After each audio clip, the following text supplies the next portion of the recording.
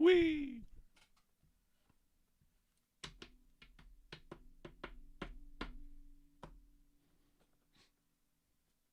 Where did I put my phone?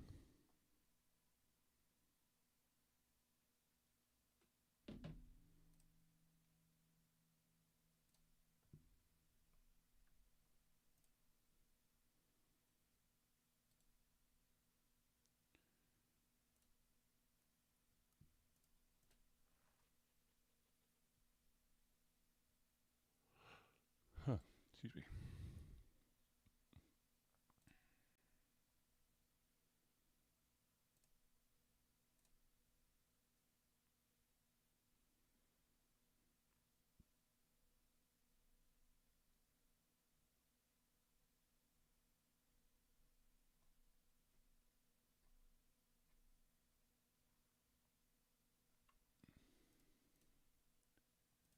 What did you do?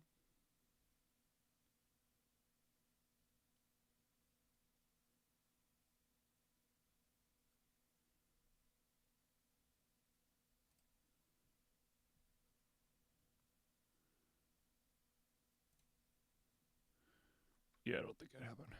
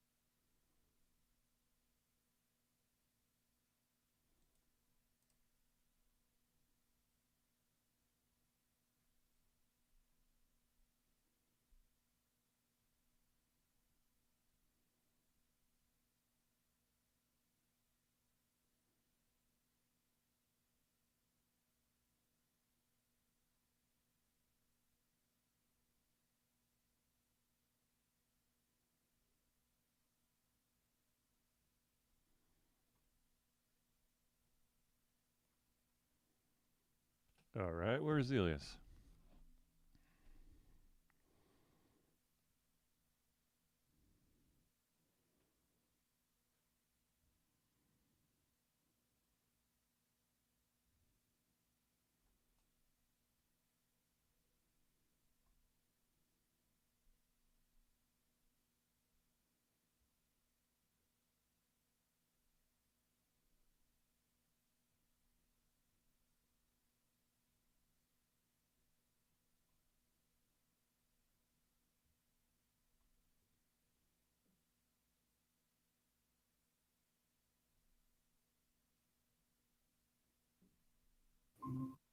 There he is.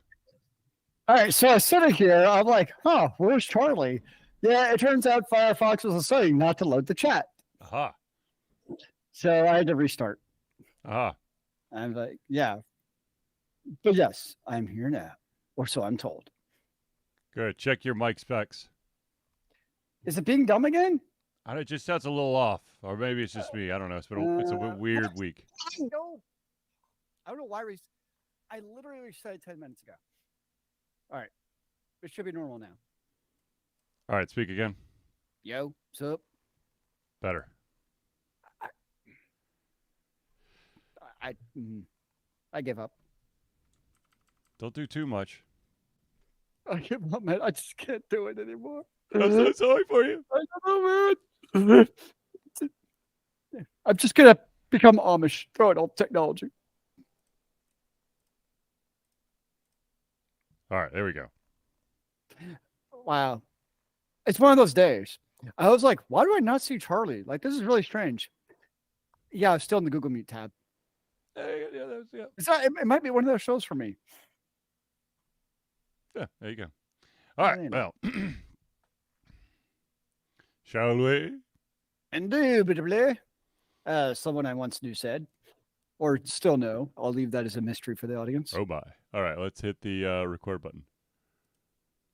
And then I'm going to mute Zelius, and then we're going to go. So, Zelius, you have now been muted for just for a little bit.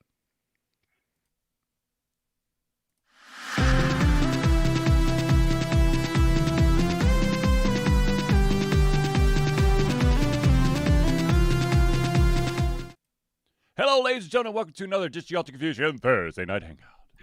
What's up? Ladies and gentlemen, I, of course, am your host, Charlie, and I'm joined once again by the prolific Connor himself, Zelius. It is good to see you, good sir. How goes it on this beautiful and wonderful Thursday night? Well, it is a little bit weird because last Thursday we were doing something. We just weren't doing the Thursday Night Hangout. We're doing it at the... What time was it actually at? I don't remember anymore. 7:30. Oh, well, so it was during the same time-ish. Yes, ish. Anyway, so ladies and gentlemen, this, of course, is the Thursday Night Hangout. It's a live show where we try our best to cover the topics most important to you during the show. Of course, if you haven't submitted your topic, your question, or your opinion, please do so in the chat, and we will try to add it to the show. If we do, unfortunately, run out of time, we will add it to the very next show. So, without further ado, we're going to jump right into it. And that, of course, the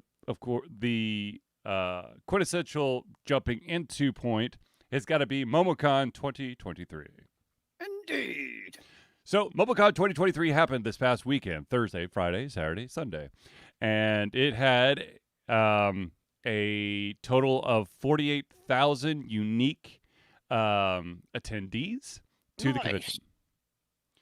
There were plenty of panels to go around. There were plenty of indie games to check out. There were plenty of voice actors and plenty of shenanigans to go around. Indeed, I greatly enjoyed the MomoCon. Even though it was 48,000 people, it never really felt crazily packed. There were maybe a few potential layout conundrums that I think could be alleviated. But it was a nice and cozy feeling. Yeah. When you're walking around, you had the vendor hall, you had the game hall, you obviously had the panel areas. Just lots of good, fun vibes all around. I really enjoyed it. It's always a good atmosphere. I like how they've expanded into the other areas of the Georgia World Congress Center that they were not in. And I think they started going there last year where they expanded in the vendor hall. I believe so. I think. I know it's not just the vendor hall, but but B hall. Yeah. So yeah, I think the bigger floor space will serve them better as time goes on, where they have very, very easily can expand their space to kind of, have bigger space to spread the people out. So yeah, it was definitely a very good time that I greatly enjoyed. I would say the one thing that is interesting to me is they don't really have. I mean, I know I'm not a big anime person, so I totally acknowledge that when it comes from the names of the panels. Yep. But they don't have like big name panels. Like you go to some other conventions and like lines will be wrapped around the building trying to get in that one panel. they never really have like those big panels that like you know half of the entire convention is going to want to go to. Well, I mean, it's a little bit it's a little difficult to figure out where those panels were because there were some big panels that were packed to the gills, but it was spread out like all over the place. Like I can't tell you how many times I was walking around the convention and I see this huge line. I'm like, what is this for? It Because was usually some like YouTube singing thing I there was a found. YouTube singing thing. There was, I mean, there was some, a bunch of voice actors getting together to kind of like shoot the shit about yesteryear and whatnot. But you're right. You don't have the, like the Doctor Who panel or the Star Trek Next Generation panel. Yeah, Um, not that it's a bad thing. I mean, there's a it's just lot of really different. It's good. just Yeah, different. Yeah, yeah. yeah, you're right. I would not say it's a bad thing. It's just a different thing, is how I would put it. Yeah. No, so while Ultra Confusion was there, we did conduct, I believe, 14 indie interviews, Nice. and we recorded 4 panels. Now, I'm going to be brutally honest with you. We do have one panel that's already been edited, and I'll be posting it soon. Unfortunately, video games change for the good, question mark. For some reason, the video went out after 57 minutes. So we'll have to put a disclaimer there. Huh. It literally the file shows that there's more, but it's completely kaputzed. Is the audio gone too, or is it just Yeah, the video? everything freezes. So I don't know what Interesting. happened. There That's must have been something weird when it transferred, and I don't have access to that backup. Welcome to technology. Exactly. And then there was another panel. Ironically, the 3 panels that were not our panels all revolved around tabletop RPGs. Hmm. The first one, making fighting interesting. Looks like that one turned out well. Unfortunately, the Beyond D&D one, the camera seems to have picked up more of the audio coming from outside of the room than inside the room. So I'm going to see what I could do, but I'm not going to hold my breath for that one. And the final one is how to get your TTRPG published, which I think that audio I think is okay as well. So be What able you to look do at that. next year is get a 200-foot cable so you can connect from the camera all the way over to the mixing Soundboard, board. yeah. Yeah. Now, I did have. no, keep going. I did have one interesting panel. So I went to a panel. Um, it was like villains. Are they really bad? Basically, it's basically the idea of like, was Thanos bad? Mm-hmm. That the old meme. But what's interesting was the panelists never showed up. So it's almost like you show up like to your college class. Mm-hmm. No one's like, "Is the professor coming?" I don't know. Did they send something? So 3 people who did not know each other at all decided to basically just get up and host a panel. Mm-hmm. But I'll say my having gone to MamaCon panels came in use because for some reason the mixing board was not working. So I got off my ass and was able to get the mics working for the panelist. But basically came a row of basically like half the audience like went up to the aisle and like gave their opinion of who was not really the villain, Mm-hmm. or like they didn't, or like they didn't do anything wrong. Now I don't watch a lot of anime, so I didn't get like honestly 95% of the references, All right. but that's okay. This is true. I did get the Last Airbender one. There you go. Okay, so but here's the thing. One thing that I've found out about MomoCon, for the most part, yes, there are going to be those individuals who can, discuss things way over an individual's head. But the other thing is that there are a ton of people who are more than just anime lovers. There are certain conventions out there who they're very strict with their fandom and find it really weird when someone has the ability to have a fandom outside of that specific fandom. I mean, it's still very anime heavy, yes. but like for someone like myself Mm-hmm. who's not really into anime, I still find it an enjoyable anime. Yes. It's still, I have fun. I enjoy walking around. I just mentioned like they have the tabletop ones. They have the panel I went to, which could have been a clusterfuck, but ended up being entertaining. So there's still things to do. It's not like you don't like anime, don't come to MomoCon. Exactly. No, and I mean, of course, for Ultra Confusion, it's beautiful that the indie developers uh, section basically continues to grow. Like I said, we have 14 interviews, ranging from about 2 minutes long to about 8 minutes long. So there is a good kind of variance in there, and we got to look at or interview a lot of interesting games. There were two games, one a card game and one a video game revolving around corgis. Um, there was a horror game, there was a kids game, there was a shooter. I mean, there was what was the rabbit and steel one was a rogue. The rating roguelike. Yeah, rating roguelike. So I mean, there was just a very wide variety of games there, and it was fun to get to check them out and get to interview the individuals. I mean, it is kind of interesting juxtaposition where it is still very much an anime convention, Mm-hmm. but they obviously are trying to put the emphasis on other things like the indie gaming area Yeah. or the video game area that they have, where you could play whatever games they had, or they had like the large arcades. So they're still trying to cater to other fandoms. Yeah.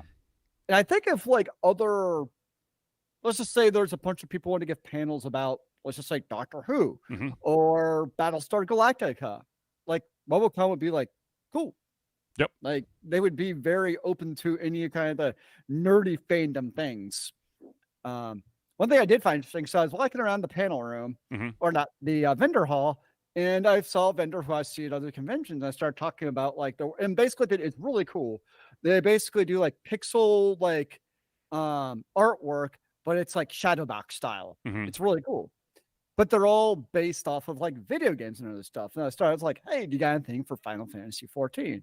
Their response was like, oh, we're still working on intellectual property rights with Sony and Square Enix, which I was a little bit taken aback. But it's like, because we talked about it a number of times on the show, usually related to Nintendo smacking down IPs. But Mm-hmm. yet we walk around, vendor halls, and I think it's a pretty easy assumption to make that most of the vendors are not getting any type of IP approval to make their artwork. Right. So I just kind of found it fascinating that this fun who had the artwork, if they had it in the game I wanted, I probably would have got, didn't, because they're actually doing what they're supposed to and talking to the publisher or developer to be like, hey, can we use your product in this? And they have not got the okay, so they haven't done it. Mm-hmm. So I just find it interesting where, you see all the other vendors who just charge ahead and do it. But this one vendor was like, nope, we're on the kind of, up and up as far as the IP goes.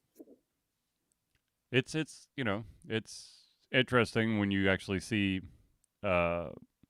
vendors going a step above to make sure that they don't get themselves in trouble. Well, I would think it's also might be a bit of longevity of a vendor. That like, too. If you're just like a casual artist who does it, for fun versus, This is your livelihood. yeah, that might also be a little bit different level of what is your kind of adherence to IP laws, because that can ruin your livelihood Yes. if you're not, if somebody does decide to be disgruntled with your artwork. Yes. Agreed. But so I mean, overall, MomoCon was fun as always. I was extremely exhausted after 4 days straight of MomoCon, but it was worth it. I will remedy my one faux pas that I did this year, and that was forget to register for the red lot parking. I do not want to have to trudge all the way out to the yellow lot every single day. Did you see that there's a very important piece of news for next year when it comes to MomoCon? Yes, and it is just for next year, and that is, ladies and gentlemen, instead of the usual or the standard Thursday, Friday, Saturday, Sunday for 2024 and for 2024 only, the convention will be Friday, Saturday, Sunday, Monday. Indeed. Yeah, I saw that. I was like, oh, so I'm guessing that, something about the World Congress Center probably is booked that Wednesday or Thursday or something, but Yeah. it happens. And if you're going to get your membership, now is the time to do it for next year, because it's basically half price versus buying it like the day of. Yes, yes. If you know you're going to MomoCon, then go ahead and get your ticket because it saves you a shit ton of money. Like right now, a Saturday only ticket for next year, $60. Mm-hmm. Can you tell me, sir, how much is if you purchase it today, is a 4-day pass for next year? I do not know. $60. Well, there you go. So get your shit together, folks, and go ahead and get your ticket for next year's MomoCon. You know, Alta Confusion will be back in a media capacity. You know, it was fun. It was kind of a little bit relaxing not to have a table, but at the same time, it kind of sucked that we didn't have a table because we really get to talk to. I mean, we literally were just like media talk. We didn't get to just chill with the regular convention goers and shoot the shit about video games. So that I kind of missed. We did get to do that at the panel. Yeah, we did. We did get to do that during the panel, but I'm used to doing that over a smattering of all 4 days instead of just that 1 hour and 20 minutes. That's fair. So, but anyways, so outside of MomoCon, let's see what other news happened this week. And I'm going to be totally honest with you, I have not been able to keep up with everything, but I do know that the Screenwriters Guild is still striking, and that there are rumors that say that if they, depending on, there is a potential of the outcome having ramifications about AI script writing in the future. I mean, it makes sense if you're in the Writers Guild that you probably are not a big fan of AI writing for obvious reasons, because hypothetically, that's something that could take your job. So I get it, preemptively trying to rise against that, basically. And like as a human being, I'm usually in favor of, we'll call it the little man, the everyday man, the non-millionaire, rich, Sony exec who's making these movies. Yep. I want the writer to be able to make an affordable living. And I think it's one of those things. I look at it as like, we use AI at our job. Mm-hmm. You're probably doing some form or fashion. And I think it's good as a supplement, like help me out with my job without replacing the humans. Mm-hmm. I think there's definitely certain ways it can assist without just, firing an entire party of people and be like, hey, I'm going to have a computer do this for you. I think that's probably how most people feel, honestly. Yeah, but I mean, it's smart of them to try to get that locked down now because, I mean, AI is coming. I mean, it's here.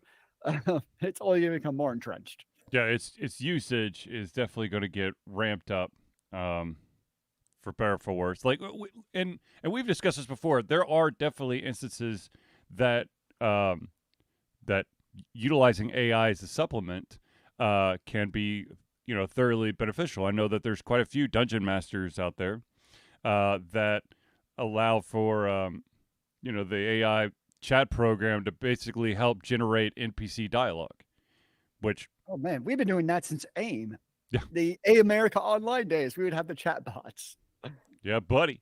So, I mean, I hope that everything works out. The individuals, the writers behind all these shows are really, without good writing, you wouldn't have the show. So, I mean, that's why we watch the shows. Yeah, exactly. Yeah. So you need good writing with, good quotes and dialogue and all the other good stuff that goes with it. Now, speaking of publishers and all that stuff, there is a new bit of information that's come out about that game Redfall that it's just been getting canned left and right. And it turns out that Redfall was being, I think, created by ZeniMax as Microsoft was purchasing them. And there was this thought that when the merger was completed, that Redfall would either get scrapped or would get retooled. Microsoft unfortunately decided to do a completely hands-off approach. It just said, keep doing what you're doing. And much to the chagrin of a very small staff, basically an understaffed development group, and no real direction as to what the hell they were going to be doing with this game. That's the result of Redfall. Now, the funny thing is that there was one thing that Microsoft did change, and that was that they did cancel the PlayStation version of Redfall. So it was going to be just PC and Xbox. But in the end, it kind of backfires because at least the PlayStation owners didn't waste their money. Because we're talking average ratings of about 50%. It was 5D chess from Sony all along. Yes, exactly.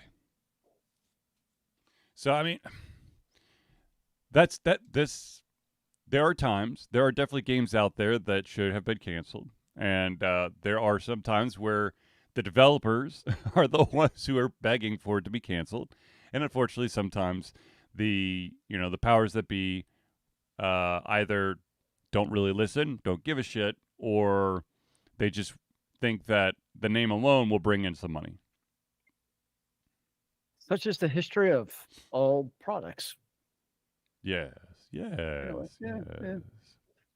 But yeah, so I just find it interesting that now the Redfall developers are coming out going, look, man, we tried so hard to get this thing canned or just retooled, because there was quite a push to retool it from the multiplayer game to more of a single player co-op offline to try to play to some of their strengths, but of course they're like, no. No, once you have the multiplayer goodness, you must try to milk the game for every penny they're worth with online crap. Of course. You got a nickel and dime 'em until you can't see straight. There was also apparently a push back in, I think it's like 2022, to introduce quite a lot of microtransactions, but that was canned, which was interesting. But yeah. So sorry to those Redfall people, I guess, is the best or the only thing I could say. Alas, it was honestly not a game I was probably following a whole lot, but yeah, it is what will happen with online games or single player games. Unfortunately, it's one of those games where I didn't really know about it until everyone's basically started shitting on it. So there. I mean, we've had that since the dawn of gaming, honestly. Agreed. So speaking of gaming, and this is kind of cool for those PC gamers out there, PC fighting gamers out there. Oh, I know that there's a lot of hype building up about Street Fighter 6 coming out, and it's gonna be the best of the best. And it turns out that there is a benchmark tool that you could download today and have it run on your computer to give you an idea of how you stack up to what's required and what will make the game look pretty on your computer,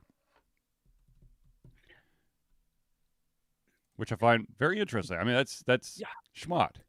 I haven't played a fighter game since probably like Street Fighter 2 Turbo in the arcade. Yeah. I could never get into fight. I never had the patience. I mean, I could always do the spam like A or like the defensive position, but like I never could learn combos. Like I just didn't have the patience to practice and memorize like 18 button sequences to learn the super master uber combos. Well, yeah, I think I bought Street Fighter 4 for the 360, maybe. I think the big one was Killer Instinct. I remember I had like nutty 40 button like combos. Mm-hmm. And I was just like, no. It's amazing. Or if you played Guilty Gear and you've got the one hit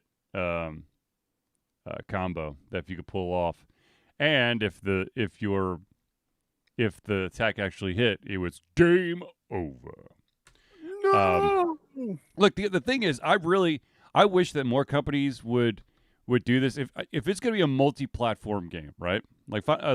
Like Street Fighter 6, and there's a shit ton of other games out there, and you as an individual who potentially has maybe one or two platforms, it would be nice to have a benchmark tool that basically said, if you try to play this game on this computer, it is going to run like shit, or you're going to be just fine. I would like that before purchasing. Well, I remember it was what game was it? Fantasy Star Online actually gave you the character created before the game came out Mm-hmm. that you could then import into the game. Mm-hmm. That I appreciated. Yeah. No, Because some of these newfangled games, you can spend like hours on creating your character. It's kind of ridiculous. yes, that's another thing. I mean, I don't get me wrong. I love some of these like character creation tools, but there comes a time where I get so freaking pissed because I'm OCD, and so if you allow me to get that much detail in there, I'm gonna sit there and try to, finagle every single little thing, and then by the end of it, it looks nothing like I thought it was going to. The one thing I won't mess with when it comes to character creators Mm-hmm. is like the face in terms of like the ears, the chin height, Mm-hmm. the nose. Those things I won't mess with because I just don't have the patience for messing. Like I'll find the preset face I like, Yeah. and then that's with like say like the hair or the eye color. Mm-hmm. When it comes to like the face structure, I'm just like, I'll end up creating like a demon like whose face was stomped on by accident. Well, you don't mess with the lip thickness and the narrowness of the nose bridge and Nope. You're the gonna give me like a tick over here, man. I can't do it. the degrees of your ears off of your head. Well, okay, that I'll do if you got like the crazy long ears. So, Yeah. like if you got the elven long ears, okay, you got me there. I've been known to mess with those. All right. There you go. Or like on the body, it's like you can mess with like the size of the trapezoids Mm-hmm. or how long are the fingers. At some point, I'm like, I just don't care. But every single knuckle has to be perfect. And your right pointer finger needs 2 extra hair on each knuckle as opposed to the other hand. Because yeah. Yes, there's definitely customization overkill. But hey, some people love that stuff. So I mean, I'm not gonna. I they allow for people who want to do it. Sure. Yeah. No, I'm more in your boat. I kind of just I look at the presets, and then I might move like I might make some small change to maybe like the chin or maybe the nose. Yeah. But when it gets to like some of the like the cheekbones and the eye sockets and all that weird stuff, I'm just like, no, thank you, I'm good. Yeah, there definitely comes a point where I'm like, I'm good. Yeah. So, but anyways, all right. So, some people may have, some people who are huge fans of League of Legends may have heard some very interesting news coming out about the North American leagues. It turns out that Riot is threatening to cancel the North American esports season if the League of Legends players strike continues and a deal cannot be reached. So basically, here's the deal. There has been a kind of like the pros and amateur level of League of Legends, and there was for I think like maybe a year or two some kind of clause that said that each pro team has to have kind of like a like an amateur team underneath it. and then they removed it, and immediately a bunch of teams dropped that. I think there was like 14 teams, and now, or maybe it was 12 teams, and now it's down to like 7 amateur teams, and there's just a bunch of craziness going on. The Players Association did release a statement saying the walkout vote was overwhelmingly passed. This is not a decision LCS players have come to lightly. Countless discussions and debates were made between all LCS players in the week leading to this historic vote. One thing is clear from those conversations: our players want to play and compete above all else. Joining hands to put competition aside is a testament to the significance and urgency of the issues at hand. We stand at this impasse because actions were taken by Riot without prior communication or discussion with the LCS players. The LCSPA sincerely hopes Riot will avert this walkout by joining us in the coming days to have open and transparent discussions so that we can forge collaborative solutions to ensure the best future for the LCS and the NACL. And the NACL is basically like the minor leagues. I mean, I'll say kudos to the players for basically standing up for the amateurs. But I feel like, unfortunately, Riot probably doesn't really care about the North American pro scene as much as, like, say, the Korean scene or some of the other esports scenes, which are a much bigger deal than we have in the States. I mean, if you're into online esports, like let's just say League of Legends in this case, if they shutter the North American, well, you could still watch the Korean version or any other league for that matter when it comes to League of Legends. I mean, it's not like, when the NBA goes on strike, you've lost, your best players. Like, Right. That's all you have. But you come to esports, you still have the other ones. So unfortunately, I mean, kind of going back to the writer's strike, I'm always in favor of, the employee getting paid, especially Riot Games prints money by the bucket truck with their games. They can certainly afford to pay their players, but I'm not sure how much leverage the players actually have, unfortunately, in this case. So, just for those out there, NACL stands for North American Challengers League. And I was wrong. It actually was 16 teams, and now it's already gone down to 7. It was launched last year, so that's how fast it turned around. The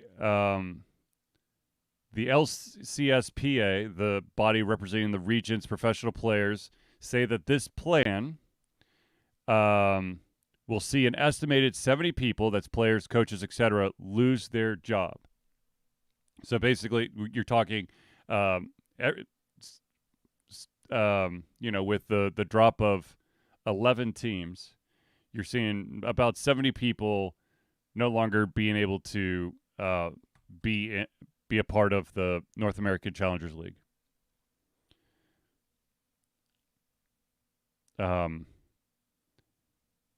There's also some sort of other issue that's happening about some rule changes where there's they're removing some sort of ranking for players, and this is basically allowed to this would allow for teams to basically field scab players. Scab players are basically the like if you've ever watched the movie The Replacements, when the football league goes on strike, so that the players go on strike, you get these other athletes to basically fill in for them until they can bring the real players back. And of course, they can't bring the real players back. Well, then they still have the scabs to kind of help feed the machine. So yeah, that's no bueno.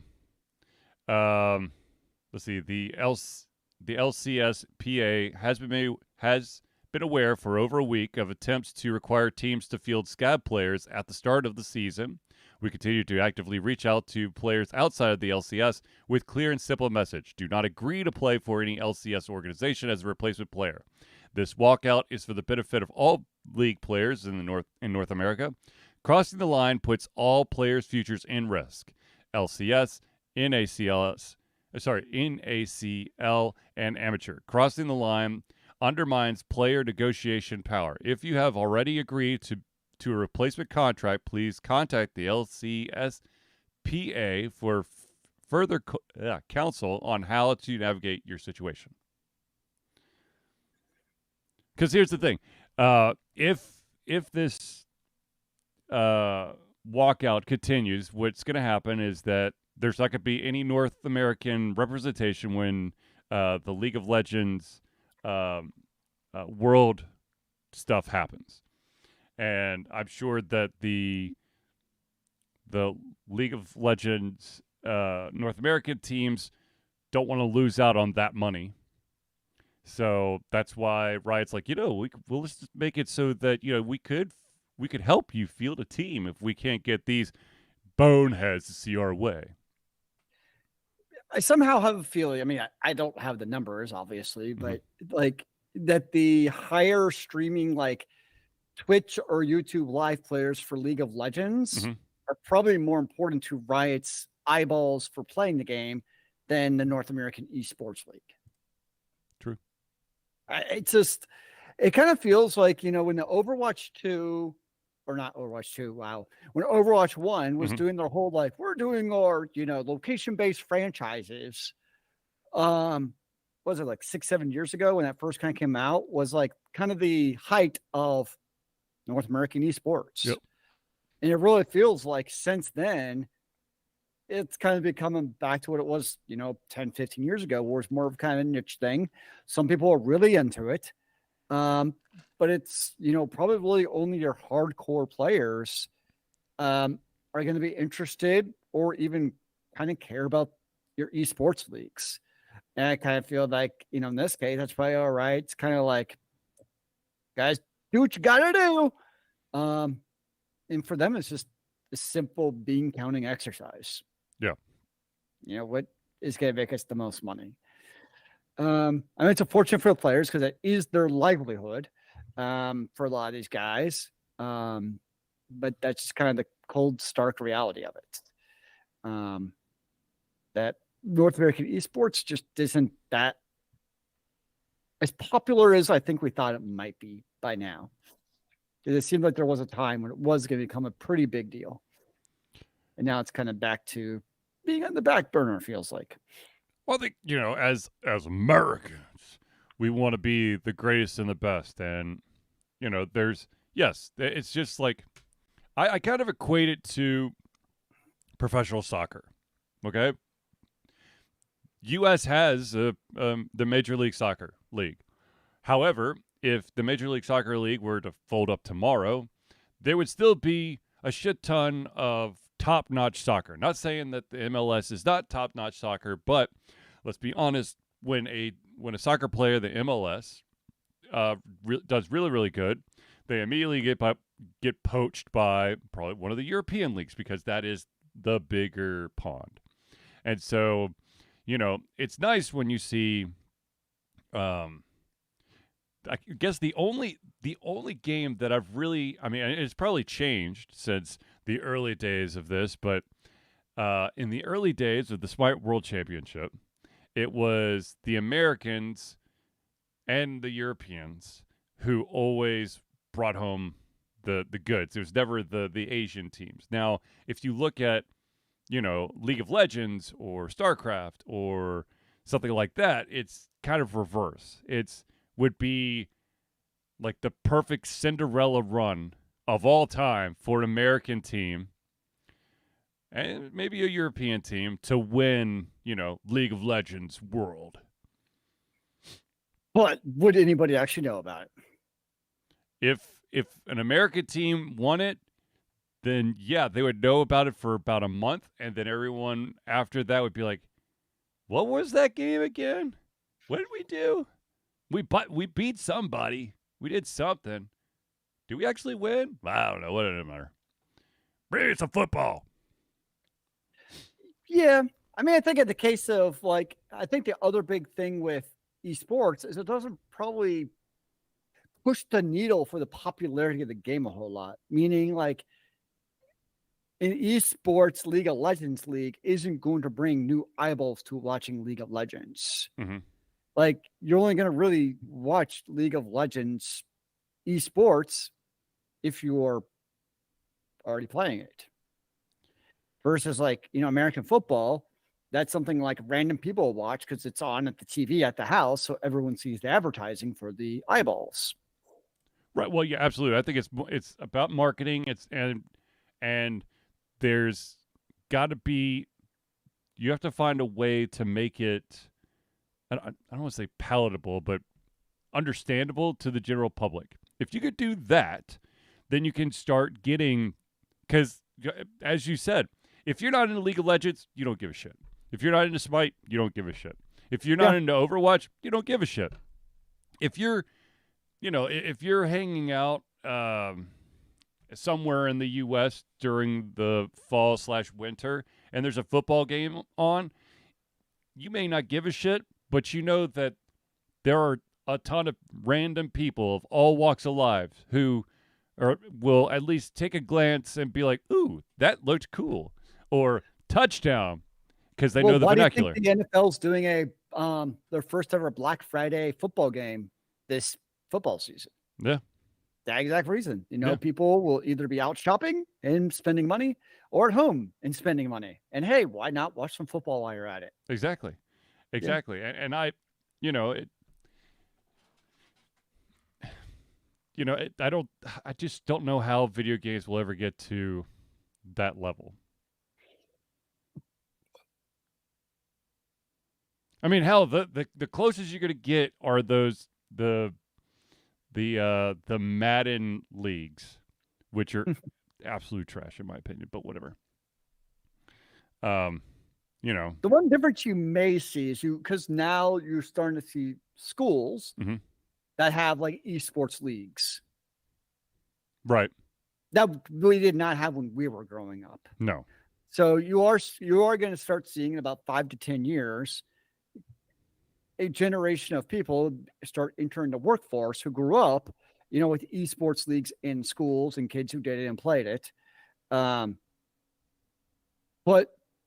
kind of as you alluded to, we are America, and like your traditional athletic sports like football and basketball and baseball are so entrenched in our psyche. Yep. That it's going to be very hard to overcome that. Well, you're still gonna. I mean, like, look, there's a ton of amazing sports out there that have been around for however long Zelius and I've been around, and and the fact of the matter is that there are still the big three: basketball, football, and baseball. And if you live in the North, hockey. Or if you live in Florida for some weird ass reason, hockey. But outside of that, I mean, there's tons of sports that have niche fandoms, and the big one now, it's pickleball, man.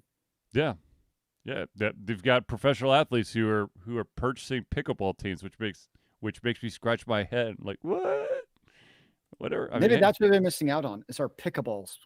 That's what we should bring to MomoCon next year. Like MomoCon, you have all this room down in Hall B. You have plenty of space for some pickleball courts. No, thank you. No, thank you. You could have like a face-off between Cloud and Sephiroth to really see who is going to win the heart of Ares. Literally and metaphorically. Oh boy. I don't know what to say about that, Zelius. I don't. Too far. You have me speechless, good sir. Speechless. But since I am speechless, I'm gonna cheat and look at something that I can give you a speech about, and that is, ladies and gentlemen, there are phenomenal individuals that help Alter Confusion be the best that Alter Confusion could be, and those are friends of the show. These are the individuals who have helped us in so many ways, and so every single Thursday night hangout, we'd like to take a quick stop and thank them for their amazingness. So let's start off with a company that was very, very visible at MomoCon because they are amazing individuals. That, of course, is the Indie Cluster. The Indie Cluster is an organization of independent game developers that want to gain exposure by being involved in the community. They collectively journey to popular conferences as a traveling booth to help gain attention for their games. They make partnerships in local communities to bring games to the mainstream mindset. They highlight local, unusual, and rare concepts to challenge the paradigm of the common. They also host events to teach kids and minority groups about game development to hopefully one day enter the industry themselves. For more information, go to indiecluster.com. The next shout out we got to give is to an individual who in the past has always been hard at work at MomoCon, but unfortunately, because his new job was unable to make it to MomoCon this year, and that, of course, is Noodle Boy Media. Founded in 2015 by Andrew Tran, Noodle Boy Media, previously Whack Kid 47 Media, is your choice for professional photo shoots and panel recordings at conventions. They pride themselves in providing a high level of professionalism, top-notch experiences, and quality services. If you want more information and to view their full list of services, check out facebook.com/noodleboymedia.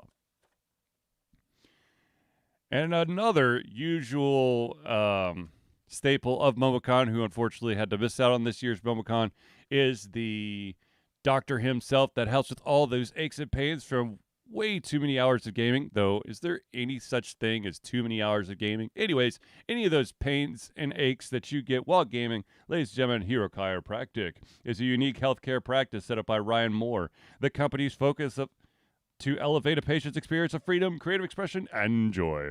They believe that everyone can be a hero and has incredible heroic potential inside themselves waiting to be unleashed. Hero Chiropractic focuses on mobile chiropractic care in the greater Atlanta area.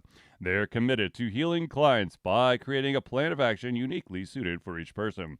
They make that plan of action as convenient and affordable as possible, and most importantly, suited to your individual needs. For more information, go to herochiropractic.com. Next shout out we gotta give is to the maestro himself, ladies and gentlemen, Crosspad Creative.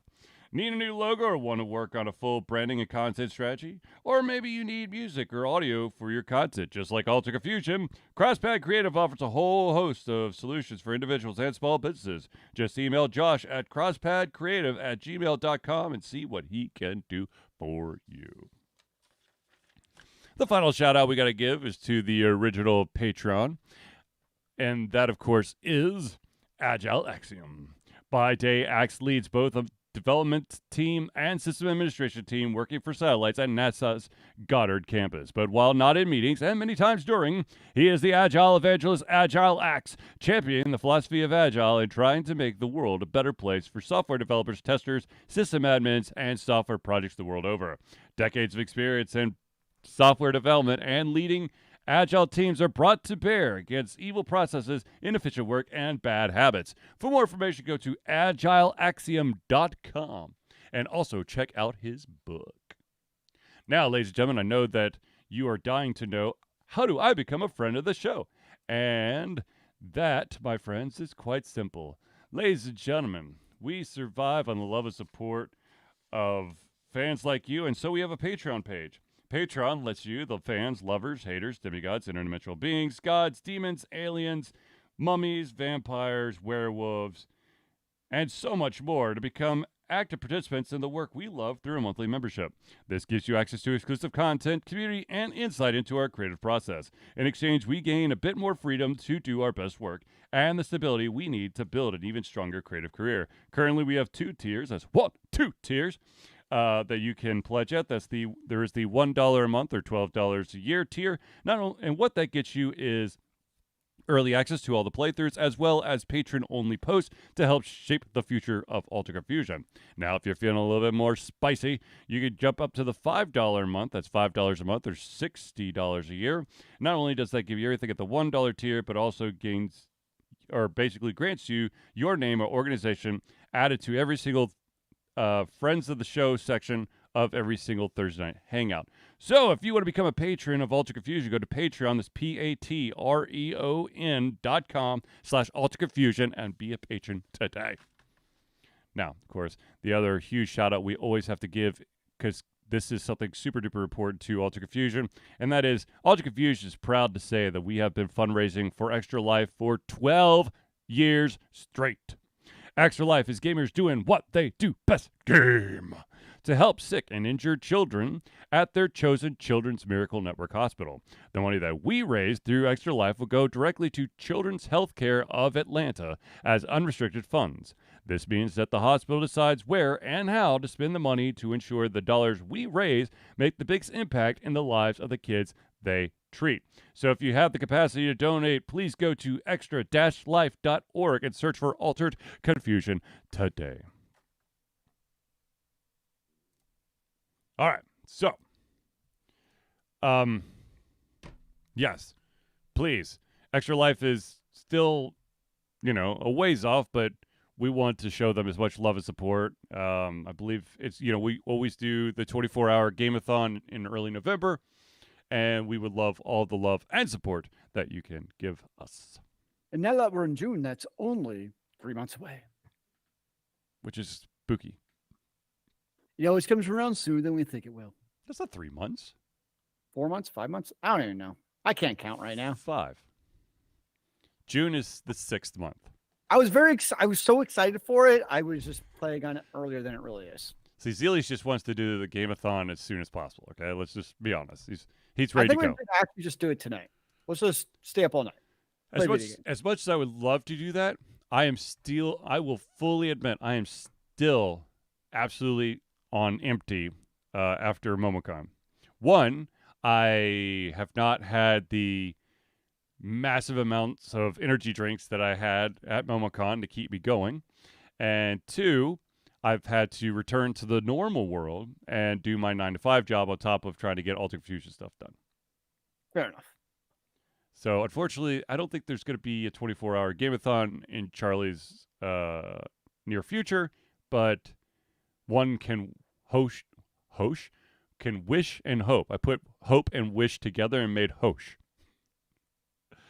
But I do the one thing that going back to the MomoCon videos, the one thing I do want to point out, I know that I said that the video game Shades for the Good video was messed up, but it is nice to know that the one humongous Zelius error was actually recorded. So we get to, harp on that. Wait, I made an error? Yeah, when you were trying to, you were talking about Defense of the Ancients, and you go, yeah, World of Warcraft 3. I said, no, Warcraft. He goes, it wasn't the original Warcraft. Like, no, it's Warcraft 3. There's no such thing as World of Warcraft 3. And you're like, oh, that was, ironically, that's basically right where the video stops. I cursed at that point. It's like, all right, I've had all this shit. So it's like, no more. I'm done with you. Be gone, Blizzard. But yeah. I don't know. There's going to be a lot that I've got to get through. I'm really excited about a lot of the interviews. Or hell, I'm excited about all the interviews. I really wish I had a little bit more time to sit down and play some of those games. But I did. So some of the games that I did do interviews for is a game called Bug and Seek, which is the more like the kids' educational game where you're running around a town, you're trying to collect these bugs to basically create it's kind of like an aquarium for bugs. So an insectarium is what they call it in the game. Wait, learning? Yes. So the first time you catch a bug, it gives you a little bit of extra information. Then after that, it just says you caught another one of these. And it's pretty solid. I do also like the fact that developers were very open to critiques. Because I said, hey, this is something you should think about, and they wrote down everything, which was awesome. They were right. This dude is a dick. Why does he keep talking to me? I don't care. Nom, nom, nom. I'm just scribbling now. No, I think that they know that I know a thing or two about video games. So I played that one. I played the Retro Blazer game, which was the first person shooter, kind of like it gave you that Doom feel, but with like the Borderlands type of like art style with like It the was like heavy a black cell lines. shaded art style, Huh? like the shell. It's the cell style, Yeah. cell shaded. Yeah. That was a solid game. I really liked the fluid feel of the movement. Now, of course, I sucked at the game and I died a lot, but it was a very entertaining game. I didn't unfortunately get to play the horror game. I kind of did want to. I didn't get to play the like the space kind of tower defense looking game. I didn't get to play that one. I got to play. Uh, what did I get to play? I'm trying to remember. Um, I did get to play the game called I think it's called Aaron's Gift. Oh yeah, Uh, I see you watching that. yeah, Did played. you ever play the Mahjong game? No, by the time I got around there, he was gone. He was only there for a day. Oh, I didn't know that. Yeah, he was Because gone. the dude had he said like a bunch of other games too. I remember. Yes, it was a bunch of RPG games, which if you hit his website, it's a bunch of basically baby builders. So it's Baby basically Builder? they're all like virtual baby like games where you kind of level up the baby. That's the RPG. Okay, Yep. Um, that's not what I had in my head for an RPG, but I nope. will take your word for it. Yes. I feel like there was another game that we interviewed. I mean the Dungeon Defenders guys finally interviewed Narn and his game Nice. Dimensionalist. Element ele, Elementalist Rift something like that. Dimensionalist Rift. Something I like got that. it. I finally said it right after many years. I didn't even know it had the dimension in there. Yes. So we got that one. I mean, there are quite a few games that I'm looking forward to. Let's just put it that way. Um, and I really wish I got to sit down and actually play the card game Flawed because it sounded really interesting. I just ran out of time. But the thing about MomoCon is that, as we've said, it's expanded. You've got your indie game section. You've got a lot of tabletop stuff going on. You have the Dungeons and Dragons Adventure League stuff. Hell, you even had like a foam sword deal going on. You've got a bunch of VR stuff. It's a lot of fun. What can I say? Yeah, the whole downstairs they had the whole you could do the film fighting. Look quite entertaining. Yes. And then of course, once the bigger names showed up for like the pencil and paper RPGs, you had a lot of like big names running games. So Where were the pen and pencil RPGs at? I didn't even see them. I don't remember. You would have to look at the list. I can't. All I know is that once the bigger names showed up with their products, that those things were booked. Oh, that's a good thing. Absolutely, very good. Yeah, very good thing. I do wish that one of these days I'm actually going to do one of those group interviews again. It's just the group interviews that they did. Ultra Confusion is not. I mean, we support cosplayers, but Ultra Confusion fans and traffic is not cosplayers. I'm a traffic person. Come on. Yes, but if I named a bunch of these cosplayers that are being interviewed, I don't think you would have recognized a single name. It's probably an accurate statement. Yeah. So yeah, I was. Now, is that what most of the group interviewers were of the cosplayers? So I think there was about a third of them were cosplayers, and then like 2/3 of them were voice actors, and there was a couple of voice actors I'd be interested in, but unfortunately, that time was spent better interviewing the indie developers, which is, of course, Ultra Confusion's main focus. Of course, that is a very important part, sir. Yes. So, but yeah, let's just say that in the days, the Thursday, Friday, Saturday, Sunday, the amount of steps I took equaled like a month worth of steps. You can lay in your bed for the next 30 days. If only. If only. It's not how it works. No. Oh. No, it's not, unfortunately.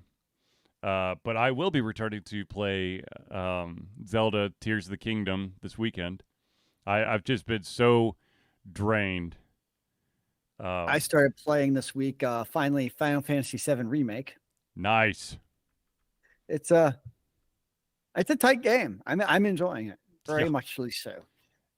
Yes. The unfortunate thing is when you get to the end of that and you can't continue the story and you just want to strangle somebody. It's like, wait, no, but there's more. Yes. How many parts? Is it a 2 or 3 part? I think it's a trilogy. 3? Mm-hmm. Good Lord. Like, by the time it was part 3, we're going to be getting to PS6 at this point. Maybe. Who knows? They're taking their dear sweet time. I don't know. All I know is that after playing that first one, I really want the second one. I do want the second one. Is there like an release date for it? I don't think so. Next winter. There you go. Next winter. So we got a while. Just a bit. You know. Give or take. A month or 2. Or 7. Or 11. Too many. Mm-hmm. I want it now. Yes. Is that too much to ask? Yes. It is too much to ask. Sorry. Not sorry. But it's the truth. Yep, we got a while. But what can you do? That's the story of video games. What can you do? Exactly. All right, ladies and gentlemen. I think that Zelius, do you have any other topics you want to bring up? I've been looking at reviews of Diablo 4. And? Unfortunately, for my potential wallet, they look overwhelmingly positive, honestly. Basically, everything about it, it has the the action combat that you come to expect from Diablo games. Mm-hmm. Apparently, that's always been one of the fortes, like all the other, live action market house, the microtrans, like all the other crap aside, the combat itself has always been exceptional. Yeah. Like, you feel like you're a slaughtering machine who just goes around doing crazy action RPG things. Apparently, Diablo 4 is no different. I played the open beta, which I enjoyed.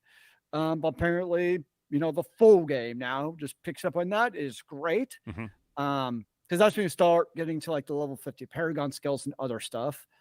So based on that, there's a actually increased chance I'll get it. But I'm still at least going to wait till the real people actually get to play the game and see what they think. Because everything I've seen is that the battle pass, microtransaction crap, which on one hand, it's cosmetic only, which is okay, but still definitely rubs me the wrong way when you're paying $70 for a game and it still has the paid microtransactions. It's still very scummy to me. And I know the argument is obviously it's microtransact or it's cosmetic only. It doesn't actually affect your power, but it's still when you're paying $70 for the full game. It's different for a game like, Path of Exile 2, or not 2, Path of Exile 1 has a bunch of microtransactions for cosmetics, but it's also free to play. So I'm still going to wait and see. But everything I've read about it is it's looking pretty damn good. Sure. But first, I must finish Final Fantasy VII. And I will try to finish Zelda as quickly as possible so I can play other games. But I don't foresee that happening anytime soon because the game's humongous. I hear it's already like basically in the one of the favorites for a Game of the Year awards. Well, the part, one of the mechanics in the game is you could kind of like piece all these things together and make these machines. and some of the designs and creations that people have already come up with are just amazing. Oh, that's cool. It's the coolest thing. At the same time, I'm like, I would never be able to do that. Like I would, yeah. Fair enough. Fair enough. All right. So, what was your favorite thing you saw at MomoCon? My favorite thing that I saw at MomoCon. You just say favorite thing about it or saw whatever. Just favorite thing about it. Oh, that's good. I mean, I have to say that just the overall, like, I just loved being at MomoCon. I mean, the whole vibe of it. I enjoy it. Now, I wish there last year, because we were coming off of COVID and there was like mask restrictions and it didn't see as many people. I'd say that now seeing it at like I guess like full power, the all full speed up, they definitely need to fix some congestion points, some of the freaking escalators, like keeping like Yes. once you're on the vendor floor trying to get out of the vendor off the vendor floor is nuts. Yeah, because like half the time the elevator bank close, like in the vendor hall, basically was like closed. Yep. It's like, okay, yeah, that was odd. And and Zelis and I talked about this off air beforehand. The vendor rows didn't seem lined up right, and there didn't seem to be as many like volunteers helping with traffic as there have been in the past. So there was a Yeah. lot of congestion in random ass places. The good thing was the vendor aisles Mhm. were spaced well enough, so when you're walking in the actual aisles, you could pretty well move. Mhm. I mean, you'll always have your typical blockages when it's busy, but nothing crazy. Right. What I saw on the traffic flow is what you're alluding to with the weird aisles is where you had the artist alley Mhm.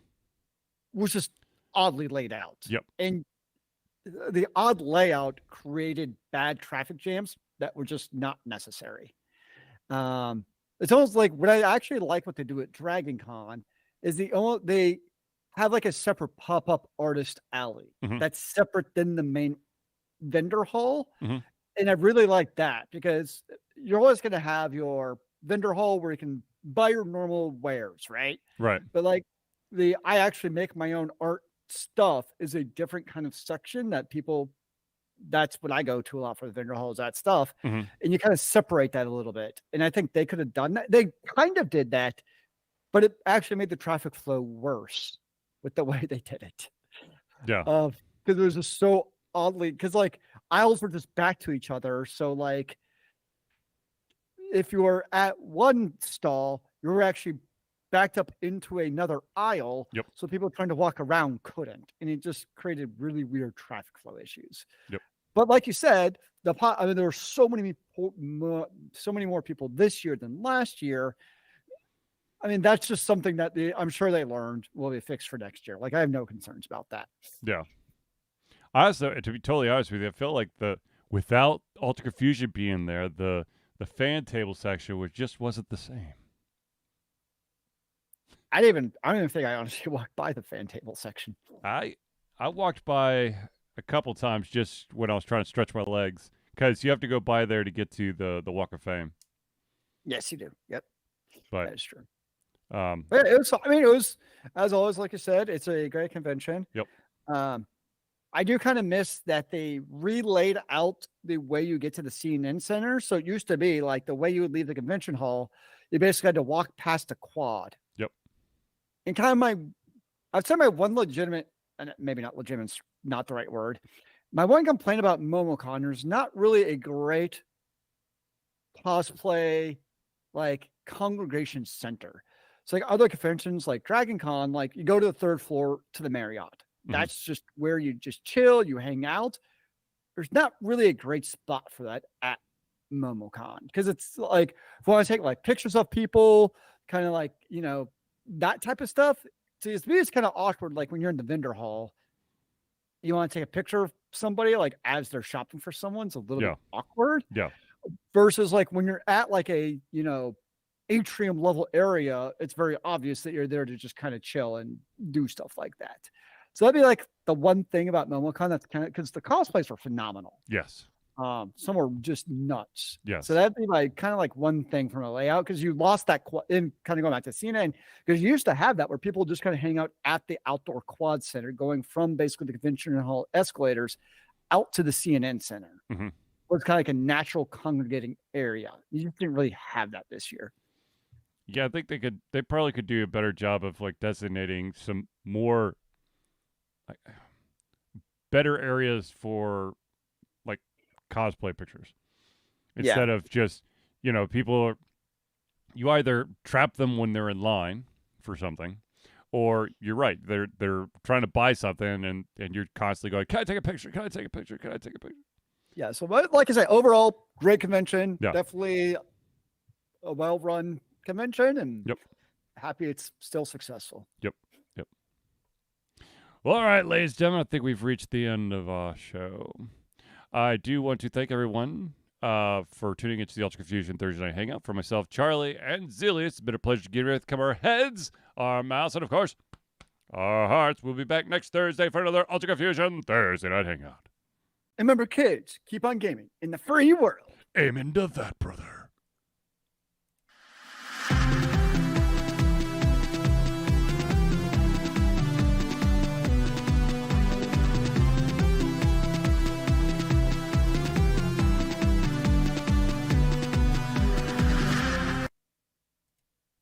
And we're out. And now Charlie needs to go to sleep.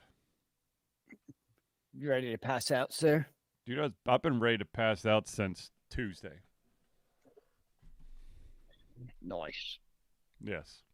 Noise is definitely one way to look at it. But, at the end of the day, yeah. It's good. It's all good. It's all good. We got this.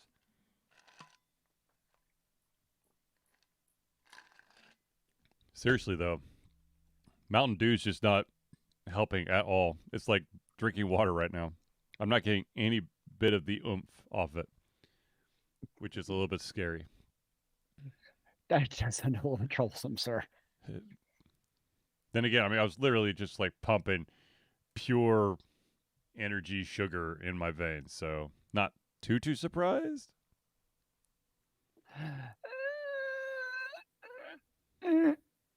No, I worry about you, sir. Oh, I know. I worry to myself as well. But anyway. And yet, somehow you'll make it. Yeah, I'll make it eventually. Oh, sweet. You have until June 15th to buy the 4-day membership at $60. Woot woot. Or you can get it mailed to your house for an extra $15. Uh-huh. So you don't have to stand in line. There you go. So that is always an option.